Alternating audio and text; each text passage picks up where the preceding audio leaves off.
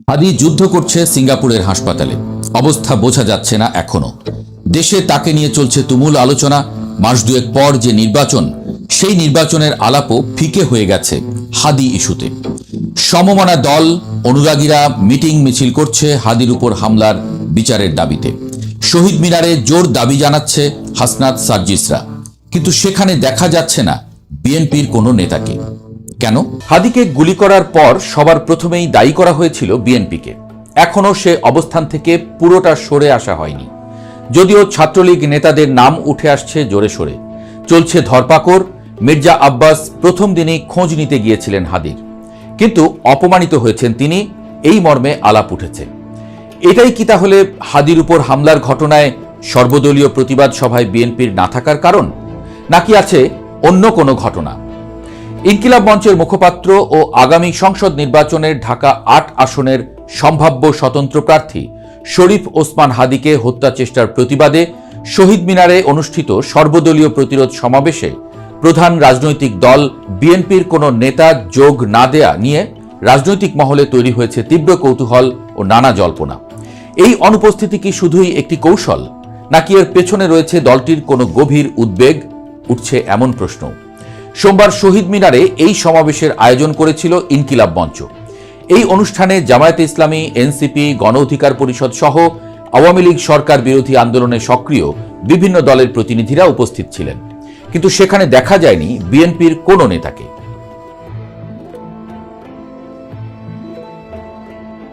BNP সরাসরি ওই সভায় উপস্থিত না থাকলেও একটি গুরুত্বপূর্ণ তথ্য সামনে এনেছেন ইনকিলাব মঞ্চের সদস্য সচিব আব্দুল্লাহ জাবের।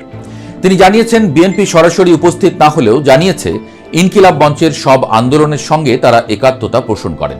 এ বিষয়ে ওই সভায় যোগ দিয়েছেন এমন কয়েকজন নিশ্চিত করেছেন ইনকিলাব মঞ্চের পক্ষ থেকে বিএনপিকে আমন্ত্রণ জানানো হয়েছিল এবং তারা সেই আমন্ত্রণ প্রত্যাখ্যানও করেননি, বরং অনুষ্ঠান চলাকালে দলটির পক্ষ থেকে ইনকিলাব মঞ্চের নেতাদের ফোন করে সংহতি প্রকাশ ও একাত্মতা জানানোর কথা বলা হয়েছে।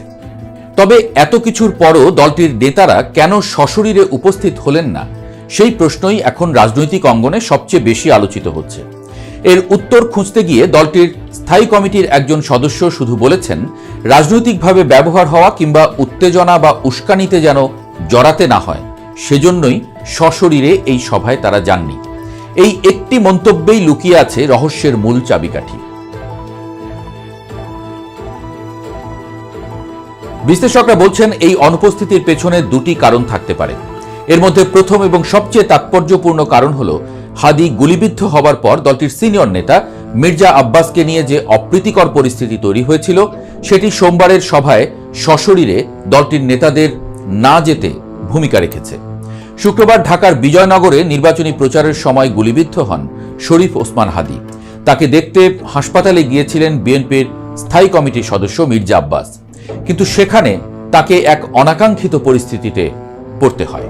মির্জা আব্বাস রাজনৈতিক নেতা হিসেবে সহানুভূতি জানাতে সেখানে ছুটে গিয়েছিলেন, কিন্তু দুর্ভাগ্যক্রমে সেই দলের কিছু ব্যক্তি, সমর্থক ও আরও কিছু চক্রান্তকারী সেখানে সমবেত হয়ে উত্তেজনাকর স্লোগান দেয় এবং এক পর্যায়ে তারা মব সৃষ্টির চেষ্টা করে, যেটাকে তীব্র নিন্দা জানায়।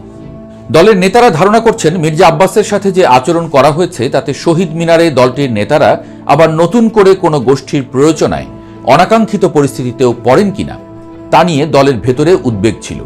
মির্জা আব্বাস ও বিএনপির দিকে ওসমান হাদির সহকর্মীদের কেউ কেউ যে আঙুল তুলেছেন তা দলটি ভালোভাবে নেয়নি বলে মনে করেন রাজনৈতিক বিশ্লেষক মহিউদ্দিন আহমদও।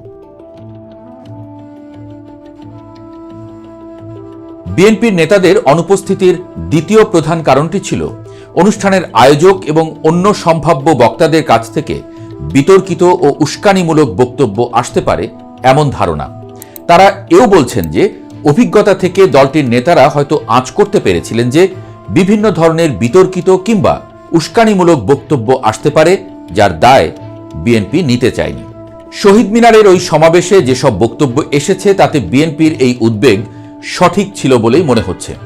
ওই সভায় সাবেক তথ্য উপদেষ্টা মাহফুজ আলম তার বক্তৃতার এক পর্যায়ে বলেছেন, একটা লাশ পড়লে আমরা কিন্তু লাশ নেব, অত সুশীলতা করে লাভ নেই।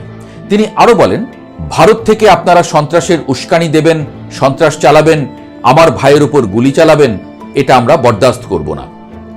আলোচনা হচ্ছে এনসিপি নেতা হাসনাত আবদুল্লাহর বক্তব্য নিয়েও। তিনি তার বক্তৃতার এক পর্যায়ে বলেছেন, ভারতের যারা বিচ্ছিন্নতাবাদী আছে, বাংলাদেশে তাদের আশ্রয় প্রশ্রয় দিয়ে যেই 7 সিস্টার্স রয়েছে সেটাকে ভারত থেকে আলাদা করে দেব। এই সভার বিষয়ে তার পত্রিকা আমার দেশে মাহমুদুর রহমান বলেছেন, ইনকিলাব মঞ্চের আহ্বানে শুরু হওয়া ওই সমাবেশে ফ্যাসিবাদ বিরোধী এবং ভারতীয় আধিপত্যবাদ বিরোধী বিভিন্ন রাজনৈতিক দল, ছাত্র সংগঠন ও জুলাই অভ্যুত্থান কেন্দ্রিক প্ল্যাটফর্মের নেতাকর্মীরা অংশ নেন। ঢাকা বিশ্ববিদ্যালয়ের শিক্ষক ও রাজনৈতিক বিশ্লেষক মোহাম্মদ মুজিবুর রহমান বলেছেন, ওই সভায় যেসব বক্তব্য এসেছে তাতে এখন পরিষ্কার যে বিএনপি গেলে তাদের এসব বক্তব্যের দায় নিতে হতো। এই কারণে এই ধরনের উস্কানিমূলক বক্তব্য আসতে পারে ধারণা করেই হয়তো সরাসরি ওই সভায় যায়নি বিএনপি।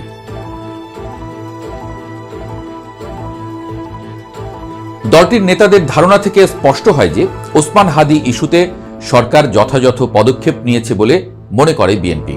তারা চান না যে এই ইস্যুতে রাজনীতির মাঠ গরম হোক এবং সেটি আসন্ন নির্বাচনের পরিবেশে কোনো প্রভাব ফেলুক। এই কারণে রাজপথ গরম করার পক্ষপাতী নয় তারা। মির্জা ফখরুল ইসলাম আলমগীর তার সংবাদ সম্মেলনে মব কিংবা উত্তেজনা না করতে এবং নির্বাচনের পরিবেশ যেন বিনষ্ট না হয় সেজন্য কাজ করতে সবার প্রতি আহ্বান জানান। বিশ্লেষক মহিউদ্দিন আহমদ বলছেন, আমার ধারণা বিএনপি কোনো অস্থির পরিস্থিতি চায় না যা নির্বাচনকে হুমকিতে ফেলতে পারে। সেটি তাদের বক্তব্যেও এসেছে। আমার ধারণা এসব কারণেই তাদের কেউ শহীদ মিনারে যাননি। এর আগেও ওসমান হাদির উপর হামলার প্রেক্ষাপটে শনিবার বিএনপি, জামায়াতে ইসলামী ও এনসিপি নেতাদের ডেকে নিয়ে বৈঠক করেছিলেন প্রধান উপদেষ্টা ডক্টর মোহাম্মদ ইউনূস। সেই বৈঠকের আগে রাষ্ট্রীয় অতিথি ভবন যমুনায় আসা ওসমান হাদির পরিবারকে ইউনূসের উপস্থিতিতেই একসাথে সান্ত্বনা দিতে দেখা গেছে বিএনপি সহ এসব দলের নেতাদের। কিন্তু শহীদ মিনারের সভা থেকে দূরত্ব বজায় রাখার মধ্য দিয়ে বিএনপি স্পষ্ট বার্তা দিয়েছে যে তারা আপাতত স্থিতিশীলতা এবং নির্বাচনের পরিবেশে মনোযোগ দিতে চাইছে। উস্কানিমূলক মন্তব্য বা অপ্রীতিকর পরিস্থিতি এড়িয়ে নিজেদের নির্বাচনী এজেন্ডায় ফোকাস রাখতে চাইছে দলটি। প্রশ্ন উঠছে, এই সতর্ক কৌশল কি আদতে বিএনপির জন্য শেষ পর্যন্ত মঙ্গল বয়ে আনবে, নাকি নানা সন্দেহ এবং সমালোচনার কবলে পড়ে ভুগতে হবে দলটিকে? সময়ের হাতেই উত্তর তোলা থাক।